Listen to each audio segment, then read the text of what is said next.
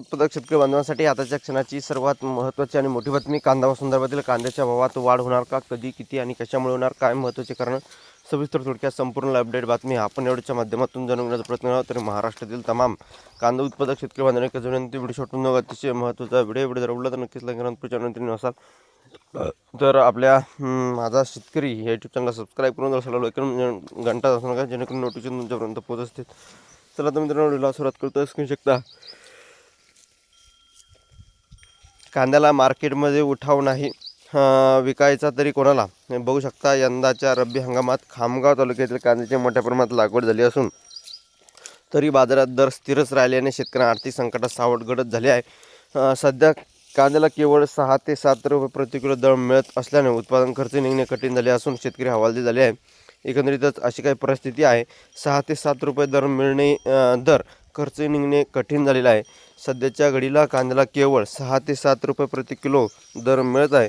खते, बियाणे, मंजुरी, सिंचन अशा सर्व प्रकारच्या खर्चाचा विचार करता तर दर अत्यंत कमी असल्याने शेतकऱ्यांना उत्पादन खर्च वसूल करणे कठीण झाले आहे.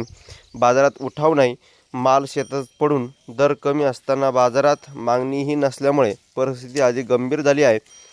शेतात काढलेला कांदा तसाच पडून आहे. व्यापारी खरेदीसाठी पुढे येत नाही.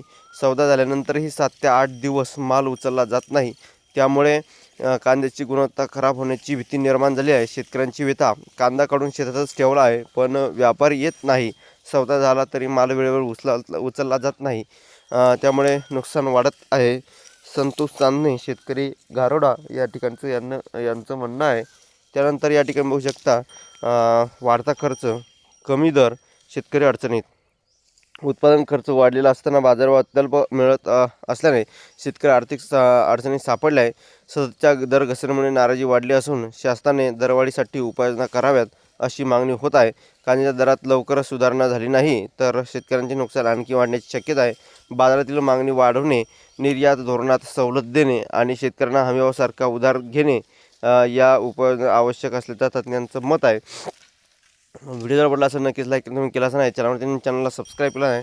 ताज्या आणि महत्त्वाच्या घडामोडी, महत्त्वाचे अपडेट सर्वात अगोदर बघण्यासाठी चॅनलला सबस्क्राईब करा.